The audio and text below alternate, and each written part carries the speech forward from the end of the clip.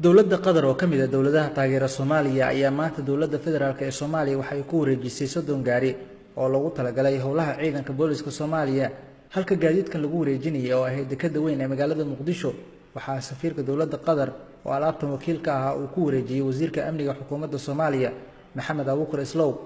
wasiirka amniga Soomaaliya ayaa dowladda Qatar iyo safiirkeeda Soomaaliya uga mahadceliyay gaadiidkan ay maanta ku wareejiyeen isagoo xusay in wax badan ay ku tari doonaan ciidanka booliska Soomaaliya waxaan rabaa inaan hortii ugu mahadceliyo dowladda Qatar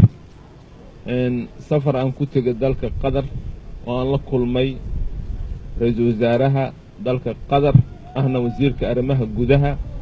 Sheekh Abdullah bin Nasir kulna yeelna kadib wuxuu ballanqaad sameeyay in dowladda Soomaaliya uu taageeri doono taageerada Sacuudiga maanta waxaa bilowday in 30 Powerland Cruiser uu noo keeno oo dowladda Soomaaliya ay ku deeqaan oo loogu talagalay booliiska sidoo kale waxaan rabaa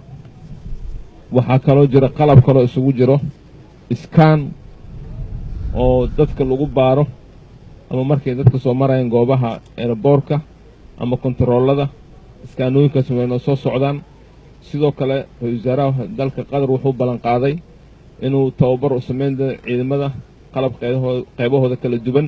inuu tababar u sameyn doono marka hadda waa u jeedaan oo mahadcelinaa sidoo kale waxaan rabaa inaan u mahadceliyo safiirka dalka Qatar oo garabkayga taagan Hamza injineer Hamza Hassan isagana oo mahadcelinaa gaadiidkan loogu talagalay ciidanka booliska ee maanta lagu wareejiyay dowladda Soomaaliya ayaa la filayaa in wax badan ay ka qabtaan howlaha ciidanka booliska Soomaaliya Maxamed Xasan Qays RTN TV magaalada Muqdisho.